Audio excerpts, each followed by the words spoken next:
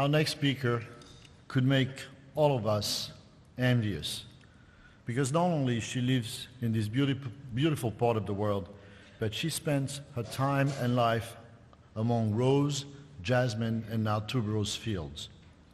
Carole Biancalana, at the young age of 35 years old, is the third generation of producers of perfume plants of the family plantation called Le Domaine de Manon in Place Cassier, a small village outside of Grasse, where they grow Rose Centifolia and Jasmine grandiflorum.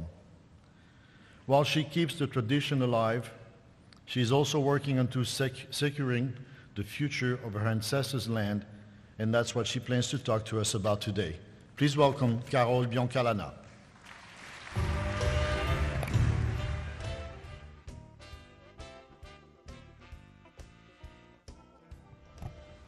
Bonjour à tous, je suis productrice de plantes à parfum et je représente aujourd'hui les cultivateurs du pays de Grasse. Je remercie Monsieur le Président Jean-Pierre Subrenat de nous accueillir dans ce lieu prestigieux, dans ce lieu magnifique pour nous donner l'opportunité de nous faire partager ce qui nous anime.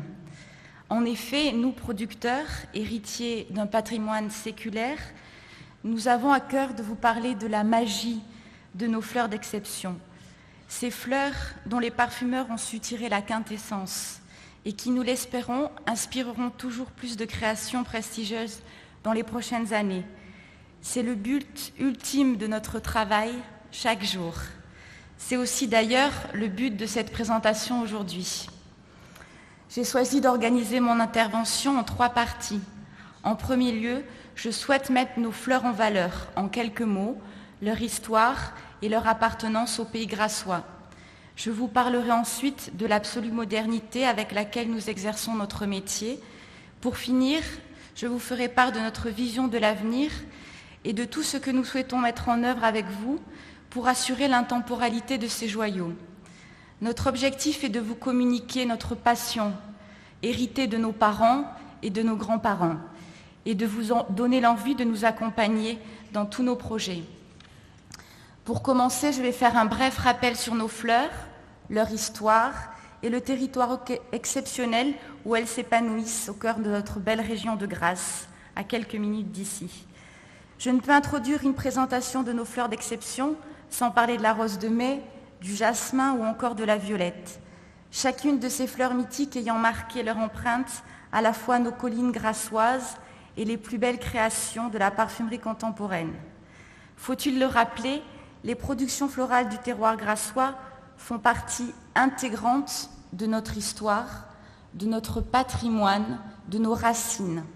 Ce sont ces fleurs savamment mises en valeur par les parfumeurs qui ont écrit notre histoire et contribué à l'essor économique de Grasse et de la parfumerie. Ce sujet a inspiré de nombreux auteurs et écrivains. Nos fleurs ont également inspiré les plus grands créateurs, parmi lesquels François Coty, Edmond Rouniska, Ernest Beau, Paul Poiret, Jean Carléo, pour n'en citer que quelques-uns. Ce sont en effet nos plantes qui constituent la base de leurs plus belles créations. Je vais à présent vous parler de plusieurs d'entre elles. Tout d'abord, la rose centifolia. C'est une rose exceptionnelle. Étymologiquement, centifolia signifie 100 feuilles.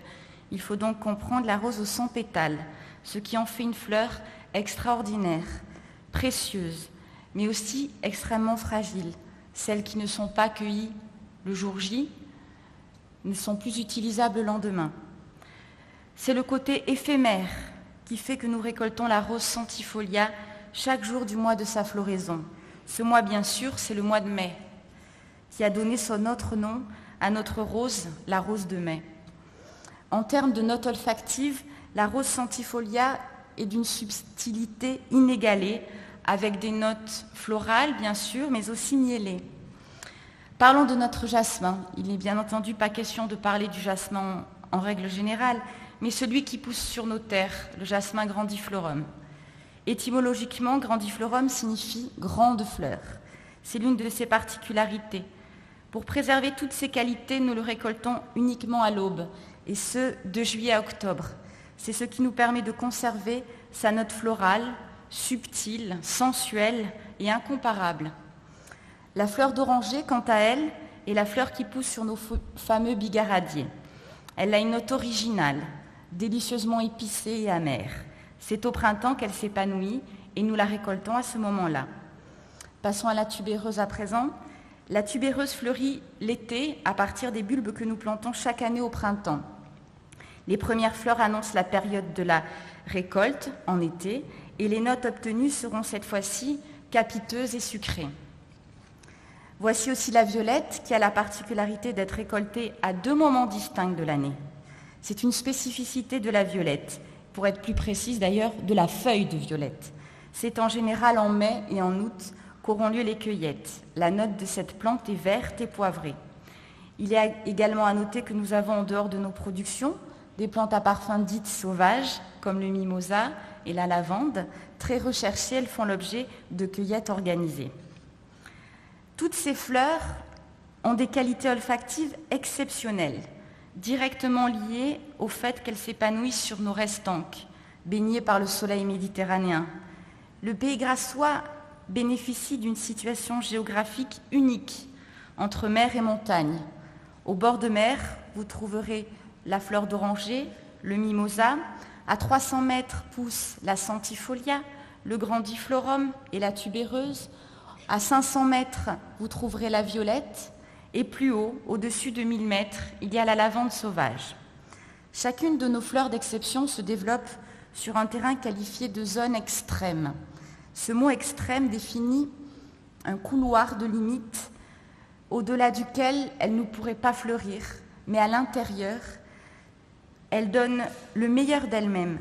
C'est l'un des facteurs qui fait que nulle part ailleurs dans le monde, de telles qualités olfactives ne peuvent être obtenues. Le terroir, argilo-calcaire, dur à travailler mais riche, offre également tous les éléments essentiels à la floraison d'exception. Enfin, notre région Provence-Alpes-Côte d'Azur est faite de microclimats, dont le climat grassois, avec des hivers doux, des étés chauds, humides, particulièrement propices au développement de fragrances exceptionnelles. Cette carte d'identité de nos fleurs, l'origine, le nom, le terroir, les saisons vous ayant été présentées, je vais vous parler du métier, de ceux qui les façonnent année après année, le métier de producteur, mon métier. L'objectif est de vous montrer comment cette profession se modernise chaque jour pour produire ces fleurs précieuses qui font partie de la palette des plus grands parfumeurs. Aujourd'hui, les producteurs cultivent environ 40 hectares de plantes à parfum dans notre région. C'est une surface qui présente un double avantage. Elle n'est pas trop étendue, ce qui permet de porter toute notre attention à nos joyaux, de les bichonner, mais elle est suffisamment vaste pour permettre d'envisager de produire davantage. Toutes nos parcelles ne sont pas exploitées. Nous pourrions augmenter notre production de plus de 30%. À titre indicatif, vous avez ici les volumes actuels de production. Vous pouvez visualiser sur la carte les principales répartitions de nos cultures qui vont de Pégoma à Place-Cassier en passant par Biot et Châteauneuf. Ces cultures ne sont pas toujours visibles, cachées dans des parcelles isolées, mais elles sont bien réelles. Environ 30 exploitations vivent du fruit de leur récolte. Pour beaucoup d'entre nous, l'orientation vers le métier de cultivateur a été un véritable choix, motivé par la passion, malgré la mise en garde de nos aînés sur les difficultés inhérentes à cette profession, les aléas climatiques, les aléas du marché. Nous avons été plusieurs à renoncer à d'autres voies professionnelles pour revenir à ce métier profondément ancré dans nos gènes. Même si cela peut faire sourire, je vous assure que je n'exagère pas quand je parle d'ancrage génétique. Cet enthousiasme pour les fleurs, cette envie de les soigner pour qu'elles donnent le meilleur d'elles-mêmes, ces réflexes qui font que le mois de février est synonyme de taille du rosier, pas de vacances au sport d'hiver. Cultivateur de fleurs d'exception, c'est l'amour du travail bien fait. Ça ne s'apprend pas, ça se vit. Très bien fait, irréprochable. C'est prendre le temps, c'est partir d'un bulbe, d'une greffe, et de les porter au fil des saisons jusqu'à maturité. C'est du soin, une attention quotidienne pour qu'à chaque printemps, il y ait cette forme de renaissance, que la floraison soit au rendez-vous, qu'elle renouvelle tous les espoirs, pour toujours enrichir la palette des créateurs. La passion de notre métier ne nous affranchit pas pour autant d'être lucides face à l'évolution du marché et de ses attentes, d'être vigilants quant aux réglementations en cours et à venir. Nous mettons donc tout en œuvre pour perpétuer notre exigence de qualité, pour anticiper les contraintes qui sont aussi les vôtres, tout en marquant notre différence par l'exception, par la rareté, face à la concurrence internationale. Sur le plan environnemental, nous sommes des précurseurs. La nouvelle génération que je représente aujourd'hui est philosophiquement tournée vers un double enjeu. Se démarquer par la qualité et respecter, protéger les richesses de notre terre. Nous n'avons pas attendu les nouvelles réglementations environnementales pour nous soucier du devenir de notre patrimoine, de ce patrimoine ancestral. Oui, protéger l'avenir de notre terre est pour nous fondamental, viscéral. Si les caractéristiques identitaires de notre terroir et ses modes de production n'étaient pas préservés, si nos valeurs et nos ambitions étaient basées sur toujours plus, nos fleurs et nos techniques de production seraient amenées à évoluer, et pas forcément dans le bon sens, vous l'imaginez. Nous sommes de plus en plus nombreux à cultiver propre, par philosophie, par éthique, et en conséquence à accepter que nos plantations génèrent de plus faibles rendements. Culture propre, qu'est-ce que cela veut dire? Protéger la terre, protéger l'environnement, respecter l'eau, la faune, la flore. Je vais vous illustrer par quelques exemples très concrets. Comment fait-on pour lutter contre les insectes ou les champignons? Pour lutter contre les pucerons et les détournés de mes rosiers, je leur mets à disposition un menu beaucoup plus attractif que les feuilles de rosier. Il s'agit de l'oseille. Les pucerons en raffolent. Je sème donc de l'oseille dans mes parcelles de rosiers. J'utilise également, c'est plus connu, les larves de coccinelle, qui gourmandes vont dévorer plus de 150 pucerons par jour. C'est une lutte naturelle et propre. Pour lutter contre l'oïdium, par exemple, on s'est rendu compte que la prêle, qui est une herbe folle, était résistante à ce champignon et avait un effet répulsif. Donc nous planterons de la prêle dans nos parcelles. C'est comme cela que nous préservons la biodiversité sur nos exploitations. Nous avons également une gestion de l'eau très précise grâce à l'utilisation du goutte à goutte. Nous donnons à la plante exactement ce dont elle a besoin, en eau et en nutriments. L'analyse régulière de nos sols, grâce à des prélèvements réguliers de plusieurs échantillons pris à des endroits différents sur l'exploitation, nous permettent de nous ajuster en permanence. En fonction des comptes rendus du laboratoire, nous pouvons à la carte apporter au sol les nutriments dont il a besoin, et seulement ce dont il a besoin. En matière de traçabilité, nous notons déjà tout. Et puis la profession s'est organisée quant aux déchets, les paillages plastiques, les tuyaux, pour retraiter, pour recycler, pour récupérer tout ce matériel. Sur le plan de la concurrence internationale, nous devons nous adapter chaque jour et communiquer en permanence par la qualité inégalée de nos fleurs. Face à nous, la concurrence internationale est organisée avec de grandes exploitations, de très grandes surfaces, des modèles de culture souvent intensifs et bien sûr des coûts de production beaucoup plus faibles que les nôtres. Nous devons composer avec cette concurrence et affirmer nos différences, car nos positionnements n'ont absolument rien à voir. On ne peut pas les comparer. Nous avons une offre unique au monde. Nos cultures sont à la profession du parfum ce que la dentelière traditionnelle est à la haute couture. C'est un art irremplaçable par les techniques modernes les plus pointues. Nous devons donc protéger notre métier et sa rareté. La qualité unique de nos modes de culture s'inscrit d'ailleurs parfaitement dans la stratégie des grands parfumeurs, et ce pour deux raisons. Tout d'abord, cet amour donné à nos fleurs à travers une agriculture propre est le garant de la qualité des senteurs pour des créations toujours exceptionnelles. Ensuite, les exigences en matière de sécurité et de respect de l'environnement imposent le cahier des charges de plus en plus strictes pour les parfumeurs. Il est donc très important pour vous que nous officialisons nos pratiques. Nous sommes déjà complètement engagés dans cette démarche. Les nombreux échanges que nous avons pu entretenir avec les grandes maisons de parfums que vous êtes et les bases de partenariat que nous élaborons nous ont convaincus de l'absolue nécessité de certifier l'origine de nos productions ainsi que leur mode de production. En effet, si la provenance de nos fleurs d'exception devenait repérable avec certitude, les parfumeurs sauraient ô combien les valoriser et leur faire révéler tous leurs plus sublimes secrets. Le marketing y trouverait source d'inspiration et sans nul doute source de différenciation. Pour toutes ces bonnes raisons, partagées entre vous et nous avons décidé d'agir et nous venons de nous engager dans une démarche de labellisation. Nous allons vers l'obtention d'une IGP, indication géographique protégée.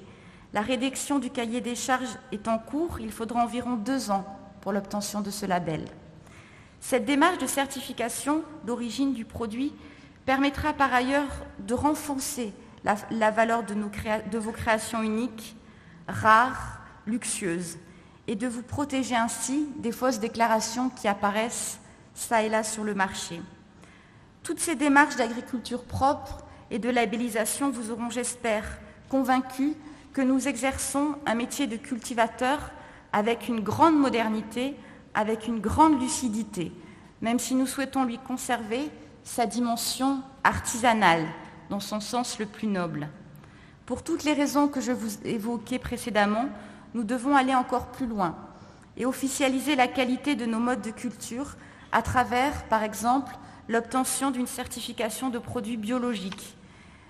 Nous réunissons déjà à présent les principaux critères d'éligibilité pour être certifiés, mais les démarches sont longues et les démarches administratives sont longues environ 3 ans et coûteuses. Une des conséquences, et pas les moindres, réside dans un rendement plus faible de nos plantations. En effet, par exemple, 1 hectare de rose centifolia cultivé traditionnellement peut produire jusqu'à 4 tonnes par saison. En agriculture propre, elles n'excéderont jamais de 2 tonnes et demie. Culture propre veut dire aussi plus de temps et plus de main-d'œuvre. Nous sommes néanmoins aujourd'hui déterminés, avec vous, à réussir ce renouveau pour nos fleurs d'exception. Nous devons, en plus du label d'identification géographique, protéger, valoriser et promouvoir notre mode de production. Nous souhaiterons donc nous engager dans une démarche de certification biologique. Ces actions sont pour nous une manière de nous investir sur l'avenir. Mais nous avons besoin de vous pour pouvoir mener tous ces projets à terme. C'est la raison pour laquelle nous souhaitons développer avec vous des partenariats très forts. Une des pistes de coopération que nous pouvons développer avec vous pourrait être basée sur les contrats de recherche ou de développement. Nous avons déjà de nombreuses idées, notamment en matière d'innovation. Ces contrats, discutés au cas par cas, bâtiraient les fondements d'un laboratoire terrain, à la recherche perpétuelle de savoir-faire et du geste juste pour améliorer sans cesse nos senteurs d'exception. Nous pourrions relancer des fleurs comme la tubéreuse ou l'iris. Nous pourrions planter de nouvelles espèces pour vous offrir de nouvelles possibilités pour des créations futures. Des idées, nous en avons. Mais là encore, tous ces projets nous imposent au minimum 3 ans, 3 ans de travail, 3 ans de patience, avant d'arriver à des résultats concrets. Ils ne peuvent se faire donc qu'en partenariat avec vous. Nous sommes disposés à vous rencontrer tous pour discuter de projets d'avenir, pour travailler sur les formes de contrats que nous pourrions envisager pour avancer ensemble. Il peut aussi s'agir de contrats de production qui vous assureraient l'origine et la qualité de nos fleurs. Ce serait un moyen de définir ensemble des quantités sur plusieurs années à un prix juste et adapté. Nous sommes prêts, sollicitez-nous. Nous avons la passion de nos fleurs et nous souhaitons la faire partager, la partager avec vous. Nous avons même la possibilité de vous réserver quelques parcelles non exploitées. Cette étroite collaboration, partenariat avec nous pourrait être valorisée par vos marques, à la fois en termes de savoir-faire, d'image. Nous allons créer une association de producteurs avec un nom très mémorisable car descriptif, Fleurs d'exception du pays de Grasse.